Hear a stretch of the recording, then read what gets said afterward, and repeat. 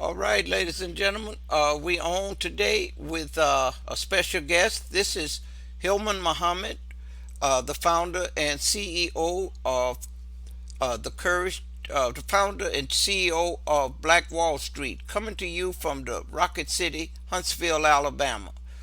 We have this special news hour, the Courage to Change news hour, coming to you from our news hour studio, also in Huntsville, Alabama, which is soon to be known as the Courage to Change City. We have a special guest with us today. We're not going to take a lot of time, but we're going to really share with you some of the things that is facing us during this crisis. And our heart goes out for anyone that is having some hardship today in this crisis. We have a lot of things that we can be doing instead of just staying glued to the drama that's going on with the mainstream media, which is considered as corporate media. So this is why the courage to change now is very important. We're going to bring you news firsthand from those that are in the trenches, from our community that we are really concerned with. Because as you may or may not know, we represent 18% of the population, but yet and still the death total is going up to 38 to 40%, and that is what they are saying. We have to address that, but we also have to address how we are going to look after this crisis is over and some of the rules and regulation are relaxed. This is the time, ladies and gentlemen, that we as wise people should be planning our next strategy, because this world that we just come out of, real comfortable, real laid back, real dependent, well, that thing is going to change. This whole world scene is changing, and it's not new. It's been prophesied that at the end of this 6,000 year period, God and His Christ would come and change the face of this government. And when we say the world, we talking about systems that runs the world. And I have with me today a very special guest that I've known since 1980. This brother and I, we worked to establish the chapter for the Nation of Islam under Minister Farrakhan's rebuilding effort in 1980. And we did a tremendous job. But we moved on. As I am in Black Wall Street, heading up, founder and CEO, Brother Charles X. White from Houston, Texas, is the CEO and founder of Charity Production. And I just want to say a few things about his skills in organizing. I worked with this brother. I know what he brings to the table.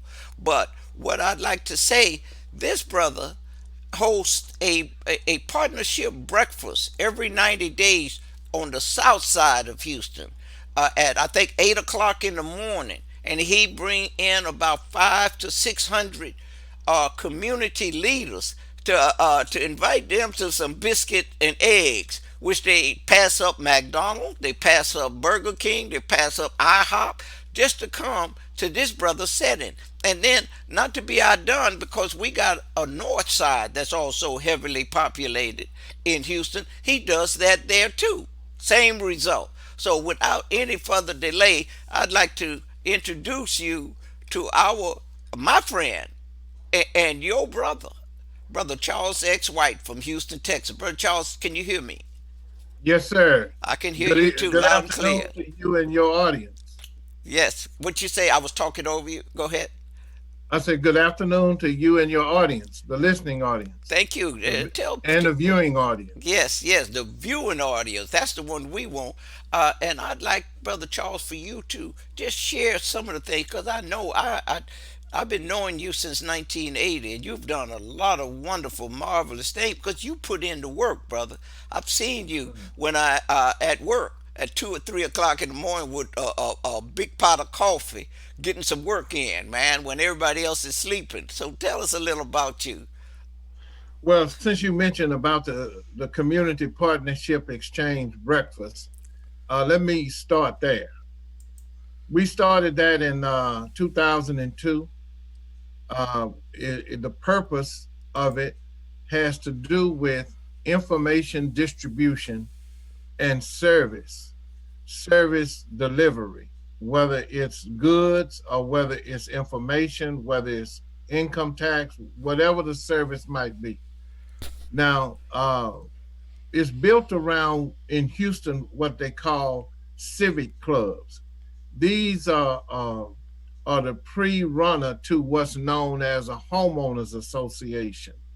So this civic club, and some of them are say home improvement association, and we have about 80 of them, 80 different subdivisions across Houston, north, south, east, and west.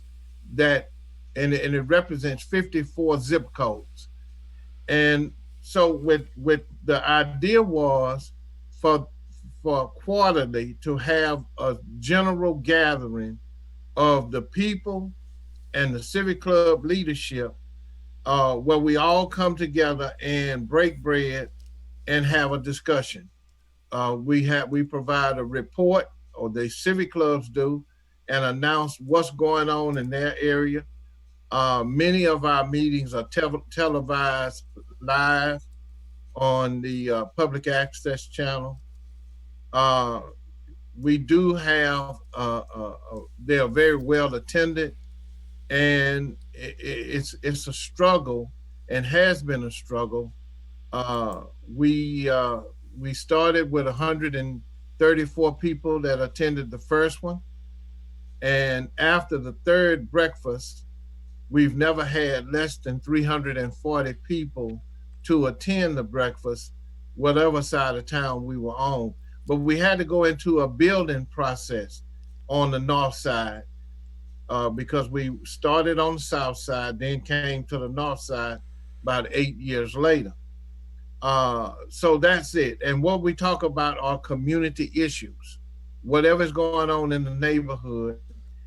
And if we have to go before city council, if we have to write recommendations, that's how we function. That's the outcome. That's the end game, is that we represent the issues for the civic clubs. And if it's a small civic club, well, that small civic club becomes a big civic club when we all come together. Well, Brother Charles, I'm going to have to reintroduce you. We had a lag in time on the Facebook, Okay. but Okay. this is my guest today on the Courage to Change News Hour, coming to you from our News Hour studio in Huntsville, Alabama. Brother Charles X. White is no stranger to the world, I think, because I know he's traveled all over and worked with people. He's coming to us out of Houston, Texas. And my name is Hillman Muhammad, the founder and CEO of Black Wall Street and the creator of Black Wall Street, Alabama. I got to add that to it. But we are a nonprofit 501c3, and we really enjoy bringing this kind of news to you, or just kind of information, the content. And Brother Charles has a great position in the city of Houston, working all over Texas. But if you could go on, and I know you had worked with the disaster, doing all of the disasters down in the southeast area of the world.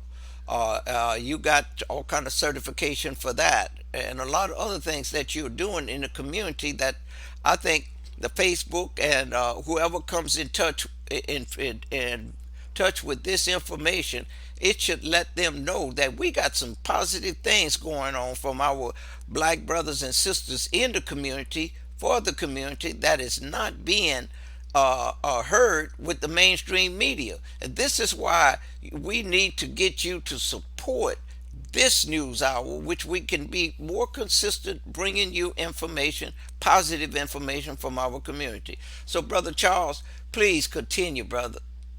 Well, let me shift gears a little bit since you mentioned emergency management, and since have the current crisis. I'm a certified National Incident Management System instructor. It's called NIMS. I'm the first. Uh, I happen I happen to not like to be a first, but I am. But I'm a fellow at the Institute for Sustainable Communities with Texas A&M, and and that's a disaster recovery uh, Institute. That's what we do. Also, I work. My day job is I'm a school safety consultant, and currently working on a contract with the Houston Independent School District, and we are training some students in emergency management and creating a feeder pattern into Texas Southern University, which I was part of the team that brought the 4-year degree program to Texas Southern University, currently classified as a senior with a bachelor's of science in emergency management. Now, the current issue that we have right now with the virus, I want to point out uh, Governor Cuomo. If you listen at Governor Cuomo from start to finish in most of every one of his conversations, he uses the word coordination. That's something that President Trump is not using. After uh, the events of September the 11th in 2001, the United States government brought all of its agencies together, along with some the California Forestry and the Coast Guard. But all 14 of the agencies came together and created a domestic response formula. And that domestic response formula was called or is called the National Incident Management System. You can find it by doing a Google search that deals with, it says HSPD 5 and 8. Those are the two. One is for, but those are the two. Presidential Directive, it'll say Homeland Security Directive, Presidential Directive 5 and 8. In Presidential Directive 8, that's where it clearly points out that the citizens need to be included in the process of delivering the services and getting the training, whether it's a man made or natural disaster. Now, right now, on today's broadcast with Governor Cuomo, they were talking about deputizing citizens, students, Uh-huh. to do this tracing and tracking that they have to do once they find a person that's been positive. Now, the reason I'm mentioning this is because there's a delay in life saving techniques because the president, in my view, is is trying to make everybody kiss his ring. His job should be chief coordinator. He should be coordinating at the top, just like Governor Cuomo is saying, because what Governor Cuomo saying is in the policy. That's what it says that the federal government's role is, and Trump is not doing what the policy says. Mm-hmm. So that's a problem. That is the problem. The delivery system of whatever it is, it does not reach the black community with full respect, full flavor, and full implementation. It doesn't happen. The hurricane season, every hurricane season that I remember, going back to Hurricane Allison or Tropical Storm Allison in Houston, after the storm initially stopped, the question that came out from the media each time was Houston ready? And the answer was no. Where Wow. each time Houston gets and receives funds, and part of the funding is training, and part of the funding, which is another word you're hearing a lot, is vulnerable population.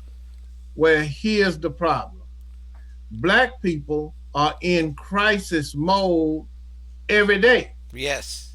before the coronavirus. And right now, you got politicians in Houston running around with press conferences talking about they opened up a testing center. Well, that is juvenile. It's childish because there's a federal plan that's mandated for universities, school districts, hospitals, government, county, city, state to organize it before a disaster, man made or natural. And the other word that you will continue to hear, you hear vulnerable population, but here's the other one, mitigation. Well, the mitigation process, going back as far as Tropical Storm Allison, and they have another phrase that you will hear, it's called after action report. Huh. Well, you've had 10 after action reports to try to figure out how to get services to the vulnerable population that you knew of in 2001, 2004, 2005, 2008, Come on, man. 2011, 2013. It's been tropical storms and flooding, man made and natural, in Houston all that time. And you haven't mitigated the risk in the most vulnerable populated neighborhood. You got money for it, and you got extra money for it for the vulnerable population. Now, does that make any sense? Now, the gatekeepers in this process are always twofold and two layers. You got the political gatekeepers and you have the bureaucratic gatekeepers. The bureaucratic gatekeepers are in the departments. They carry out the policy, but they also have biases and instructions, covert or not. I should have said covert or overt. They don't bring down the services to the community. So somebody in Alabama, whether it's a church, whether it's an office building with a parking lot, should be designated before now that that parking lot and that building in the neighborhood, on the outskirts, right on the exit of the neighborhood, that location is going to be a point of distribution. It's called pods. Pods are not new to this system. So right now, they need testing sites. Well, a pod, point of distribution, and a testing site, they use the same thing, which is a parking lot. Yes, yes. So why didn't Alabama have predetermined sites that has the space in a parking lot to distribute, whether it's ice, whether it's food, whether it's swabbing people for the virus? The geography and the specs for that should have been done years ago. And the training with the people in the community that's going to man it, along with the city or this county, who else is going to be partnering with that. That's just one example of how we are uninformed, number one, about what is the policy. Right. What does the policy say? Because policy hides money and policy moves money. And the one that's moving the money is your elected official and is moving away from your neighborhood. There's a lady that comes to some of our meetings from California. She says she rode through Fifth Ward. She had never seen a Black community in her life that looked like that. And she got to be 57 or something like that. Never seen. What you mean you never seen it? But that's how messed up it is. Right. It's messed up because of the land grab.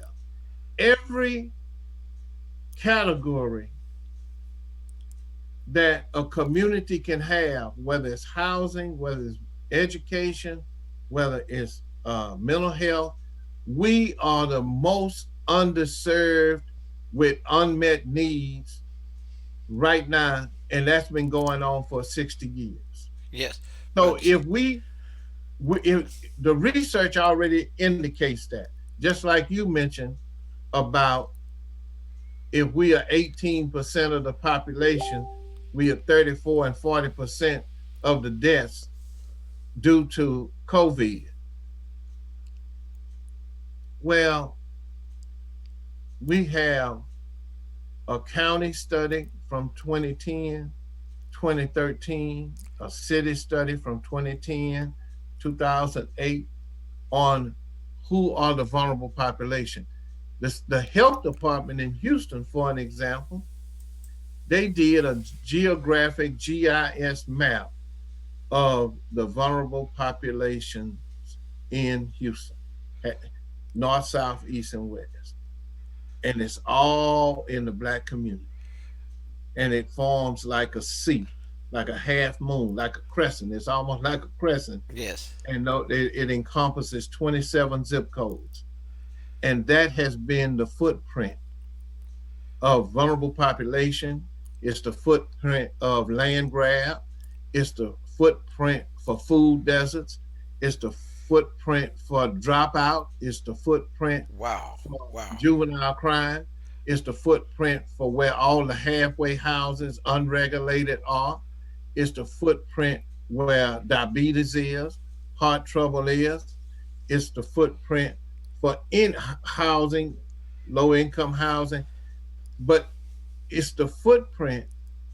Every agency gets money to improve it, but whenever they mess up the money, meaning the city government, county government, they use this famous phrase: "It's a work in in progress. progress." Brother Charles, Brother Charles, I've Yes, got sir. to let the listening audience know who they're listening to because you are disseminating so much information. And you're talking about the fourth largest city in America, the fourth Oh largest yeah. city in America with those kinds of problems.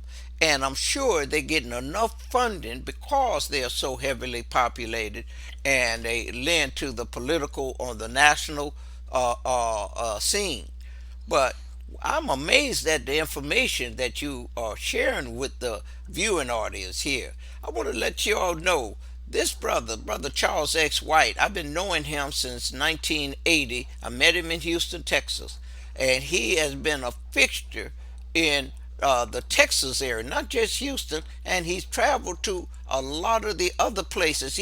I know I've talked to him when he was visiting think tanks, which we need to have.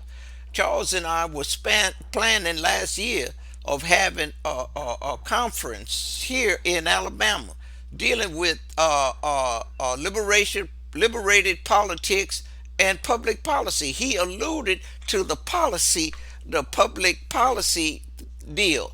But you know, what our people have to know, Brother Charles, is that they have to know more than going to the poll to vote for somebody. They have to be educated what they are going to the polls for. Because too many times politicians, when they running for a 2 year seat, a 4 year seat, or a 6 year seat, they come into our community and promise. They see what you just described, that lady from California looked at in the Fifth Ward. I'm familiar with Fifth Ward because I spent a lot of my adult life in Houston. But they see that and they promise the preachers, the different organization leaders, give them some money to herd people out to the voting poll to vote for them on a promise of economic development. You mentioned something that really is something that I drew attention every time I'm on this stream since this crisis. The government pulled out $2.2 trillion out of a hat in a split second for a crisis. Our neighborhoods have been in a crisis since we came out of Reconstruction, and they took our land from us, took our businesses from us, and they continue to be on us, and yet and still we got leaders that's taking our community to the poll, voting for one party or another party, and neither one of them have our interests at heart because we don't. I applaud you, Brother Charles, and I've always admired your position on getting involved. And I would like some of those that's on this, that's going to view this. The problem is you're not involved. This is why Black Wall Street, Alabama, under my leadership, is hosting this creative tool, the media, to highlight community advocate, community leaders that are doing something positive in the trenches, got boots on the ground with all this information. I know I lived in Houston. I was in Houston when you talked about Allison, although I went to Chicago to after I sold my house to move my family and myself back. And when I left, Allison was had flooded some portion, but it retracted itself and came back over while I was in Chicago. And on my way back, all I could see is 18 wheelers floating on the highway. But since that Yep. incident, I noticed the medical center, the downtown area that have a lot of computers and cars and everything parked on the ground, and it flooded. And they made an effort to never let that happen again. And right across is that was 288 and 59. They the engineers there, I understand, they pump the water on the other side of the freeway, which is Sunnyside, Third Ward, where all the flooding is happening when it comes to Houston, to keep the water away from the medical center and the downtown. So we are dumping ground, and we are vulnerable. But Brother Charles, I want to get you back on. We still got a lot of time, but I want to let the listening Okay. audience know the value of this news hour. I know Brother Marvin or Brother Tony, they put something in the chat box about how you could support this a worthy effort to get media attention to our cause, get world attention, because when you're on the internet, you never know what country is going to be viewing this, and we could be of service to them. But please help support us. Hit the contact tab, fill it out, hit the donation tab. We are 501c3. You give to Jerry's Kid, you give to the you give to Red Cross, you give to United Way, and that money, just as the politician, all the people that's playing the tricks that Brother Charles is alluding to, that money don't trickle down. I'm gonna take 1 second and read what I got from the LULAC, a Latino group. They got people that's concerned about getting their share, and this is why they get things done. We are willy nilly, like we got it coming to us, like they love us, and some. But here's the thing: they wrote, they say the PPP program launched on April 3rd, and by April 16th, 13 days later, ran out of funds. A total of 342 billion 275,000. I think it's billion, but it's large numbers. Was dispersed to 1,661 companies, no, 1,661 companies. What we have learned since this is that 2% of those firms approved for the loan account for almost 30% of the funding. That's $1.4 billion dollars for 33,000 businesses on the average of 3 million point 15 each.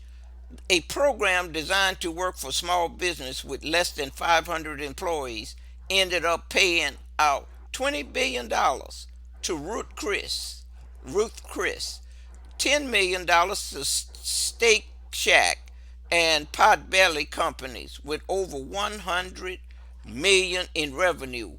All of this, because of the email.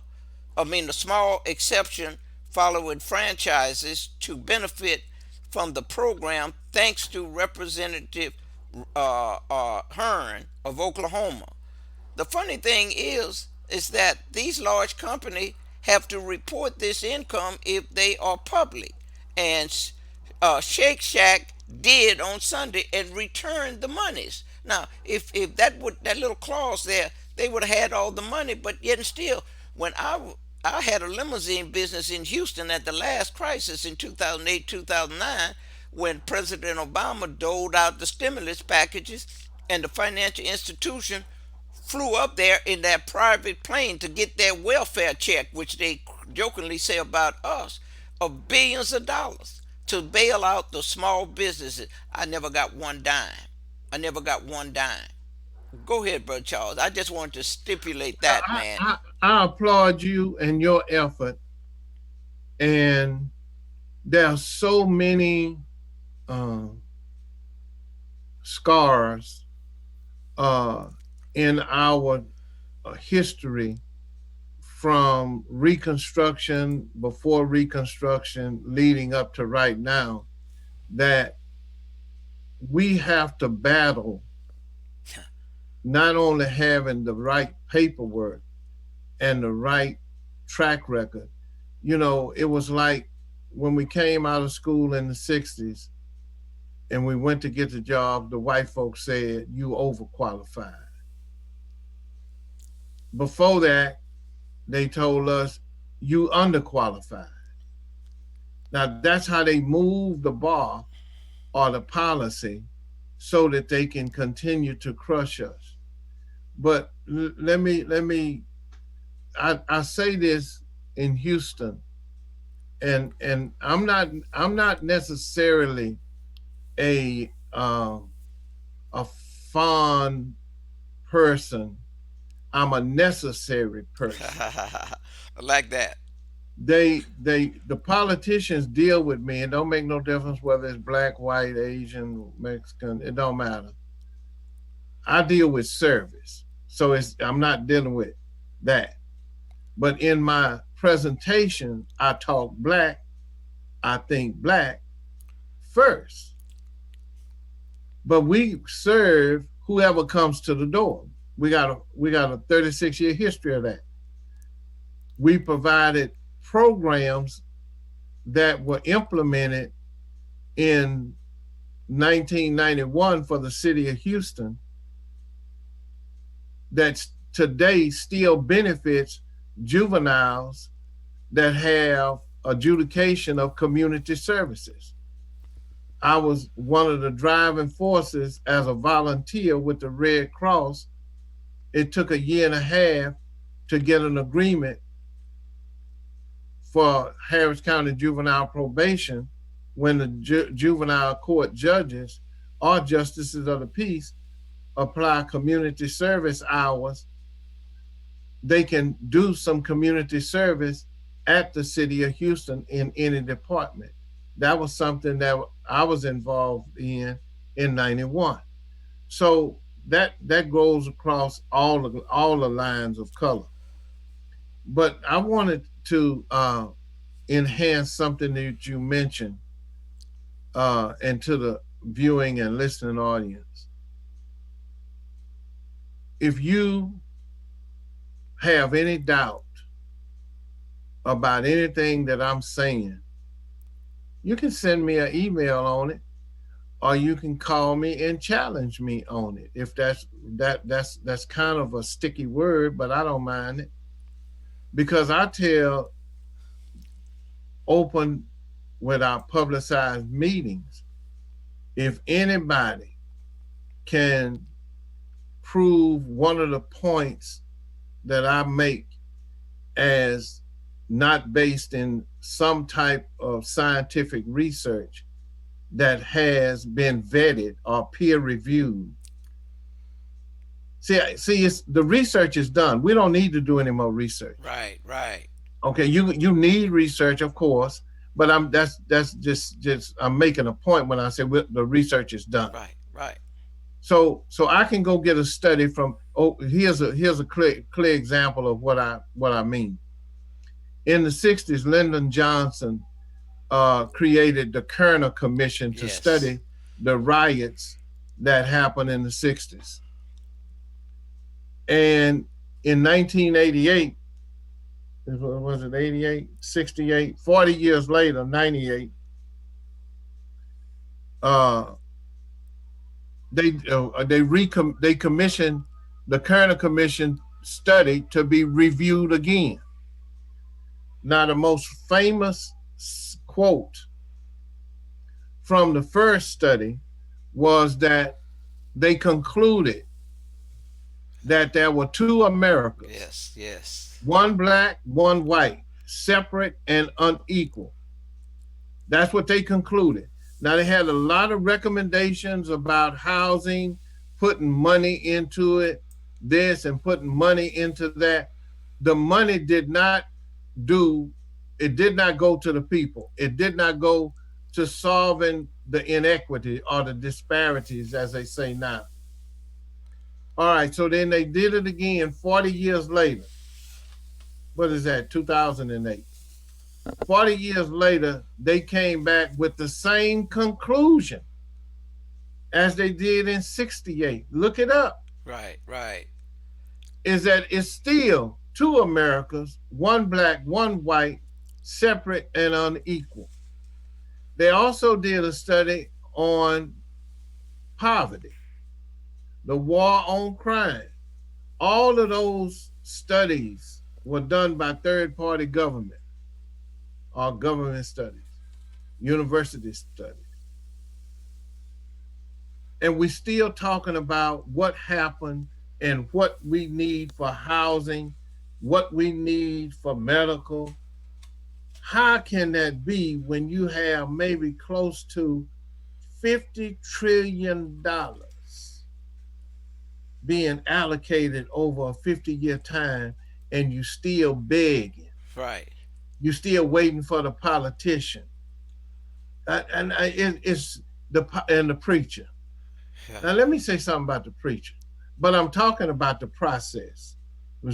So I'm not singling out preachers. I got a family full of preachers. Now, when we came out of slavery or emancipation, being emancipated. Right, right. Now, first thing is you had to be a landowner to vote. So none of them black shoes that was walking was a landowner. Hmm. So they couldn't vote. Your power is derived from real estate, Yes. land. Yes. That's why most of the land in the black communities in the major cities now, it's a land grab that's been going on for 30 years to buy up all the land because the white folks finna move back to the inner city. Yes. All right, so here we are coming out of emancipation, being emancipated. To vote, you have to be a landowner. Then they put something in there where when you were emancipated, you still didn't know where to go. You still didn't know what to do. Now we talking about 1865. Yes. Okay, so now if you have to check and you have to do a timeline from 1865 to 1965, 1970, I mean, from 1865 to 1875, that's when you had the rise and fall of blacks in politics. Yes, yes, yes. All right. Now, Dr. Claude Anderson Yes. will give you the numerical acreage that we had more land coming out of 1875 forward than we do now. We own more land then than we do now. Wow. Okay? And it's not being farmed by the most part, even though we got a bunch of black farmers. It's Yes. nowhere near what it used to be. All right, so I'm trying to deal with this voting piece. So remember now, 1865, 1917, 1865 to 1875. This is 1 10-year Right. span. In that 10 years, most of the blacks, and I think it was over 1,000 blacks, elected to political Yes, offices. yes. Most of the blacks that were elected to a political office fell in three categories. It's separated out. The number one category that had the most people in that category was preachers. The second one were lawyers. And the third one were businessmen. Now, it may have been the second one were businessmen and the third one were lawyers. But that's what made up that number, majority number of 1,000 elected officials. Mm-hmm. All right. Nobody educated the masses on what the political process elements and how to use the system. They didn't teach us that. All they said was listen at what the preacher, go yonder, Jim, go yonder, Sally. And we went yonder. We did what we was told and we did what we was trained coming up out of slavery. Don't question the white man and don't question the preacher. Oh, Now, wow. 1875. Now watch this. Now I'm not going to get to it, but I'm just going to highlight it so you can do your study. From 1965 to 1975, same 10-year span, we had a rise and a fall. Wow. We had a rise and a fall. Socially, economically, educationally, it was a rise and fall. Because guess what? After 1975, they started dismantling everything that they had awarded us in that 10-year span.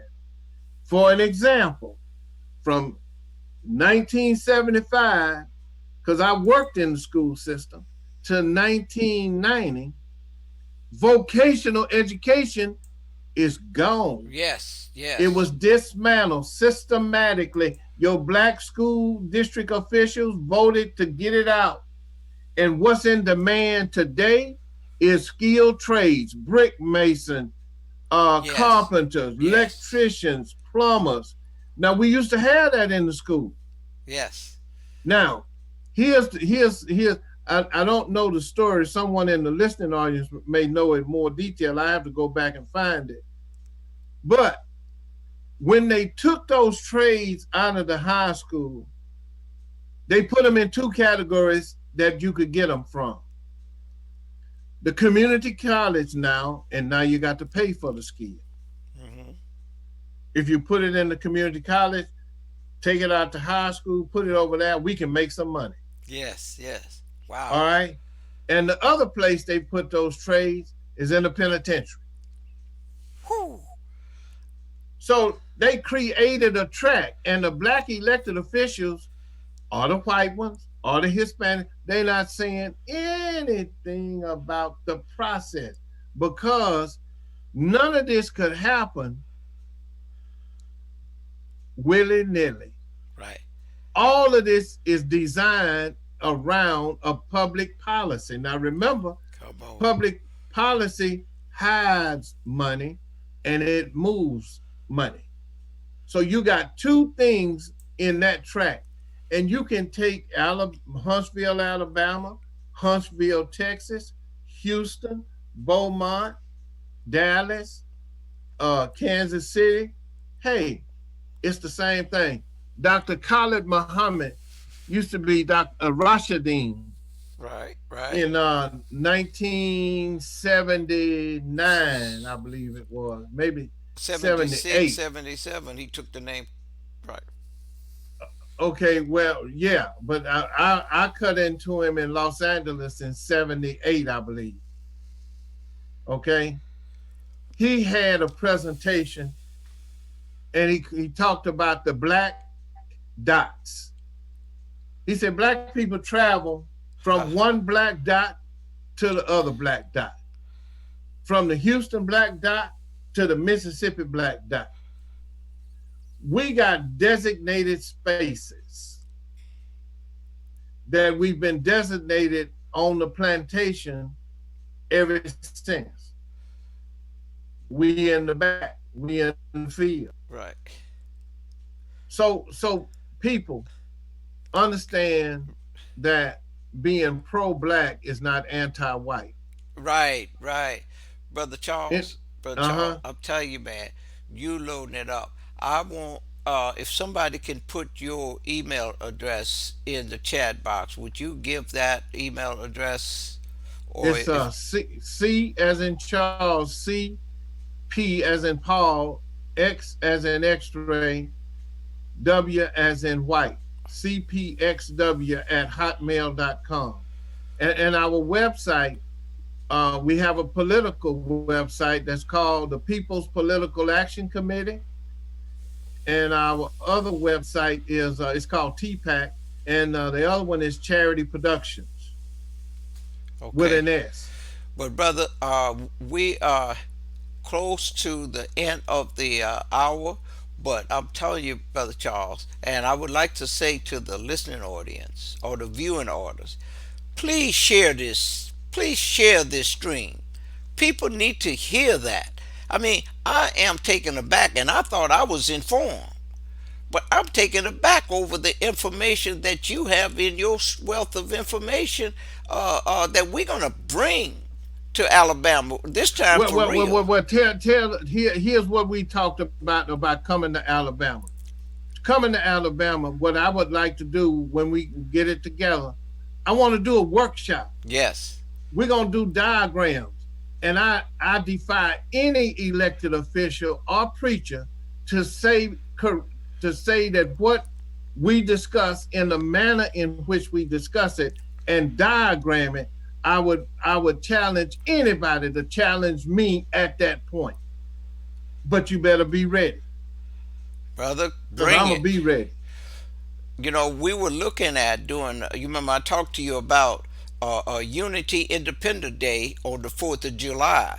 I think Right, we're going to have to push that off because we want to do that type with workshop, panel discussion, and then overview. It's a 2 day event. So bring your lunch because we're going to be serving some information and some data, which Brother Charles just alluded to. We want to look at the financial realm of things.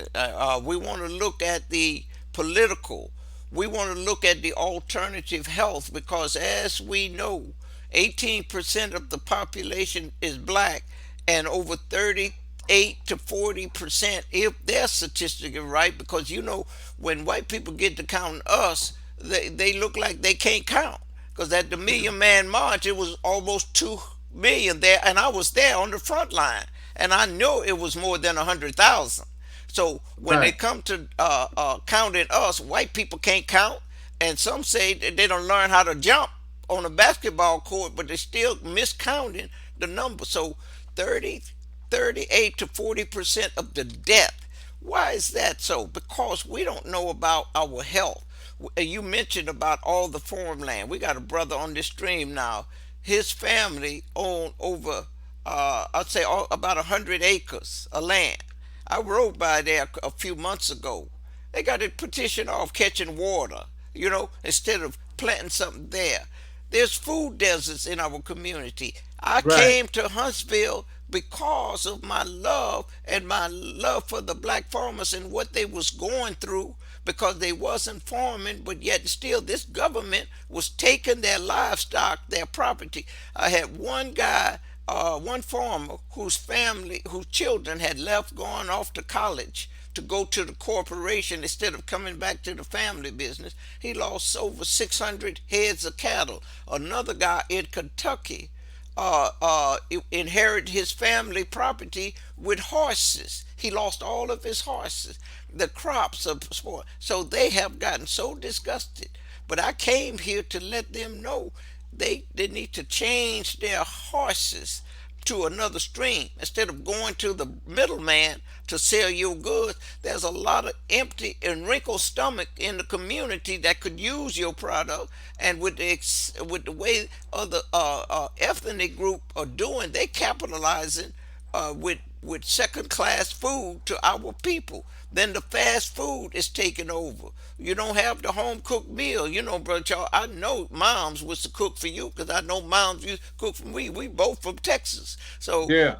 you don't get that no more. A mother, and I ain't down to nothing, but we need to up our game. We need to understand about our health. We need to understand about public policy. We need to understand about quid pro quo in politics. If we get nothing, you get nothing. If you Well, give see, us now something, let me we let me get something. mention this about Houston or Texas. There's no straight ticket voting anymore. That's a big issue. You know, you can't pull the one ballot, hit one ballot, and vote for all Democrats. So is they changing the game? Is they're going into a redistricting situation? Hmm. It's so much more to what voting, the components of voting, and historically, the NAACP didn't teach us that. Urban League. The Black Preacher didn't teach us. The Urban League didn't. The Urban League don't deal with it no way. Uh, and nobody taught us. They just taught us pull a Democratic ticket. That's it. But it's so much more to the voting process and the elements to make you have a successful and accountability from that elected official. Brother, I'll tell you, if we understand, we're gonna have this event before November, and we're gonna influence whoever we can with to let them know we could get something. But we got to be united, like the Latinos, like the gays and the lesbians, like everything. Now we had a black president. I'm gonna show you the value of voting black. He did not do anything for the black community because the black community did not unite and make him do anything, shame him to do it. He did something for those that put pressure on his seat, and he's known as Brian Allen pointed out, had me laughing at this. He said the biggest accomplishment for our President Obama was sanctioning gay marriages, and that's the Hmm. biggest accomplishment because, and I'm not making light of that, but because that community was putting pressure on him, they were united. The Latinos are united. Black folks is the same old thing coming out of slavery as individual. We were talking the other day on a guest that I had on this stream about reparation. Reparation is not an individual funding. It's a group funding where we could improve or repair ourselves in the community. And that $2.2 trillion, we need to walk and talk and organize until we get the $2.2 trillion for the crisis in our community for one run, and then another one for another run, and then another one. Hey, we divide this country up in four parts. $2.2 trillion in all four parts in stages. Let's correct the wrong. That's what we need to do. But we got to unite. We got to listen. See, this is the stream here. Very few people on, but I want them to know that this is information that could mean salvation to you coming out of this crisis. The world that you knew coming out of this crisis, the laid backness that you was practicing, going coming into this crisis, that ain't gonna be no more. But I'm telling you what could be. We got a lot of young Brother people Hillman. that are unorganized. Yes, I want to finish it. We got a Okay. lot of young people that's unorganized out there that's going to start revolting, and they're going to bring the National Guard and the Army in and kill us wholesale if we don't organize. That's just how serious it is. Go ahead, brother Charles. You you said something early in the program. This pandemic is a game changer globally. Now, this is the worst disaster, whether you want to say some schools saying it's man made, some not. Whichever one you want to say, this is impacting every system of government at Yes. every level. Okay. Now, we are in a change.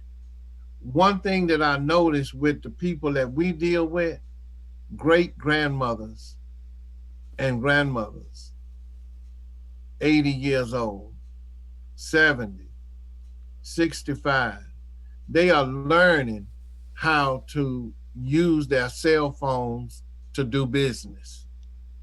So Yes. that digital divide has been narrowed because you some of the places that you have to connect with, the only way you can connect with them is by internet to get some goods or services.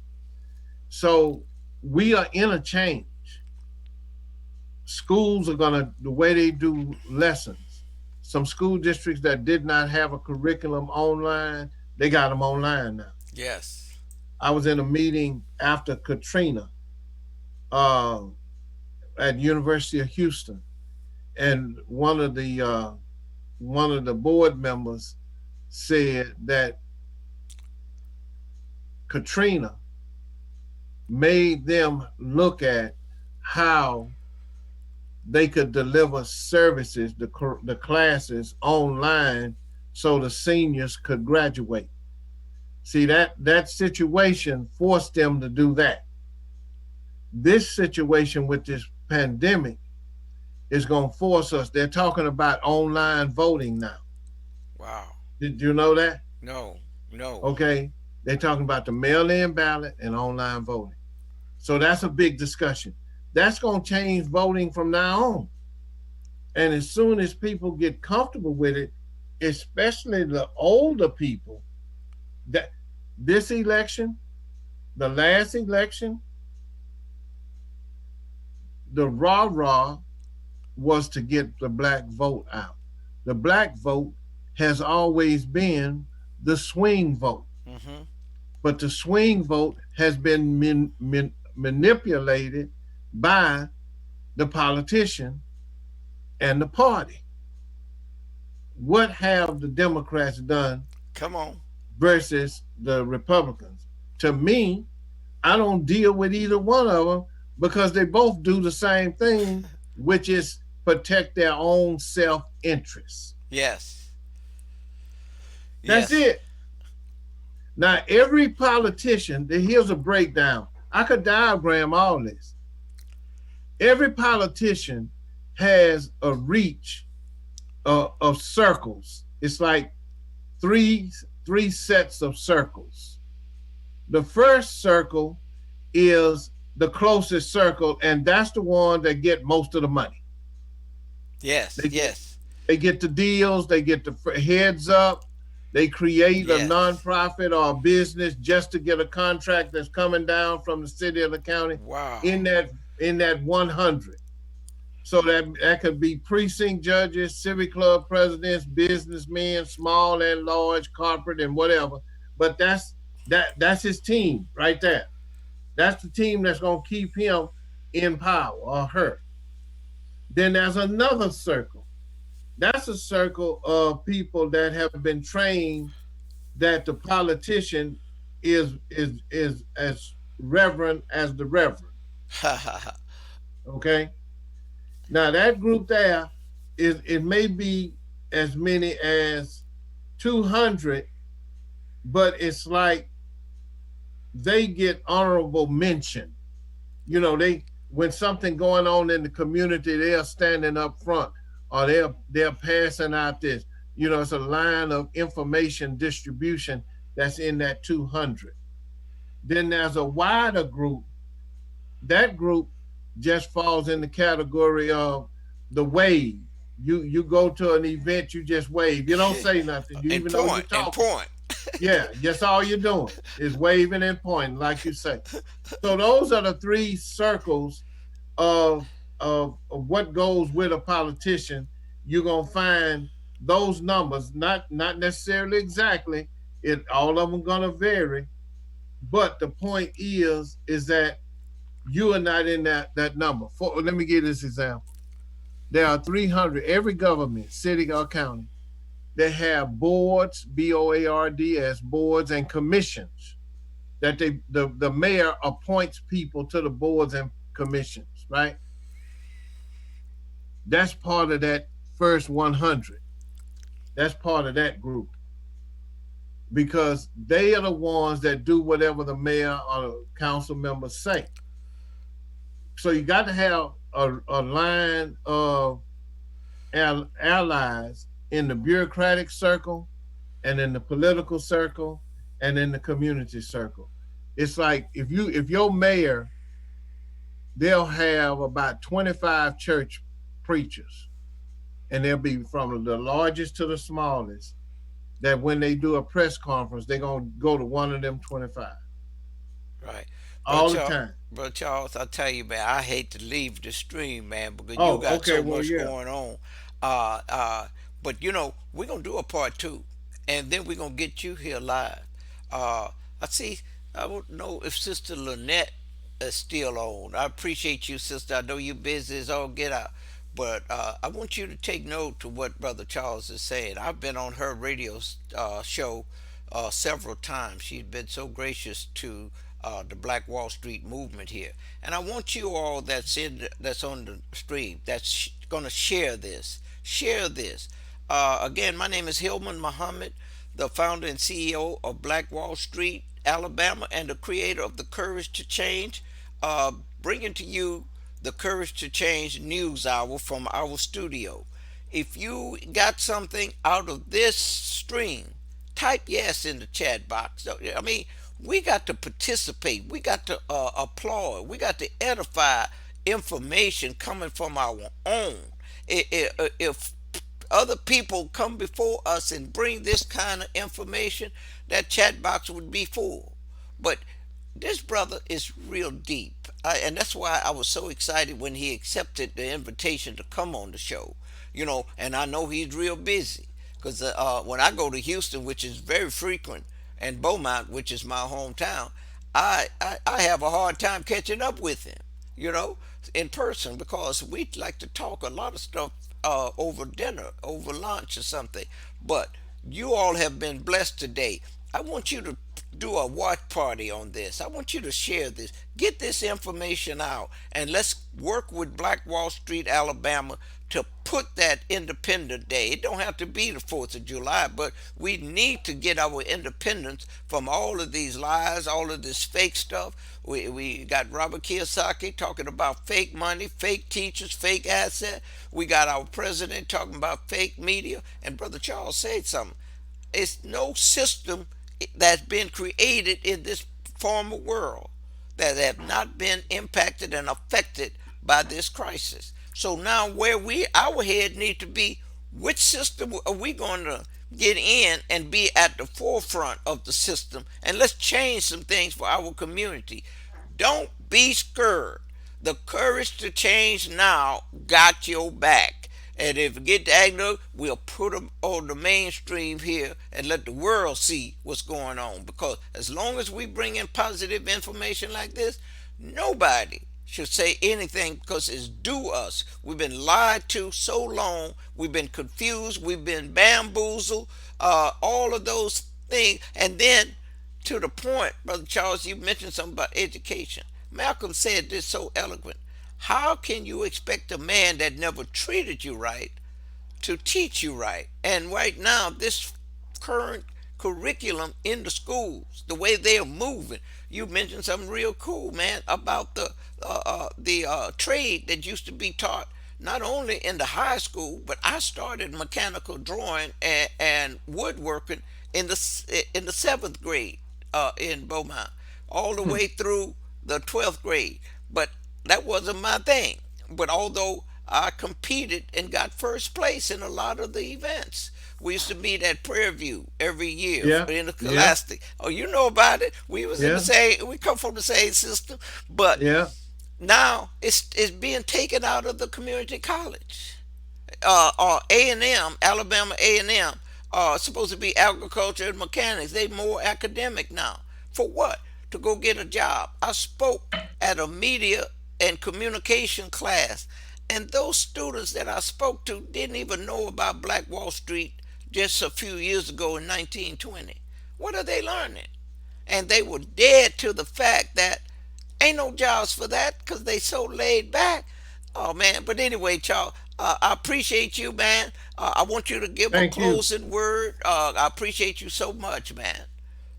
Well, my closing word would be Michelle Alexander's book, The New Jim Crow. That would be a good read.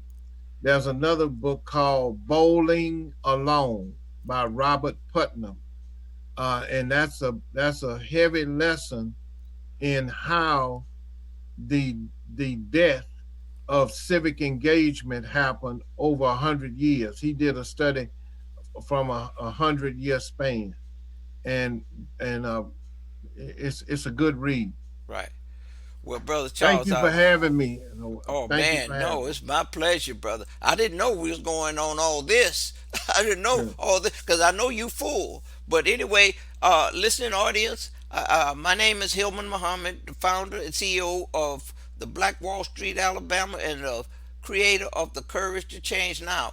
Until next time, tune in, but share this, and I bid you all the greeting of peace in the Arabic language. Assalamu alaikum, au, Babadi Gante, all of that is cool, but most of all, have peace and stay safe. Brother Charles, Thank thank you. you, brother. Thank you.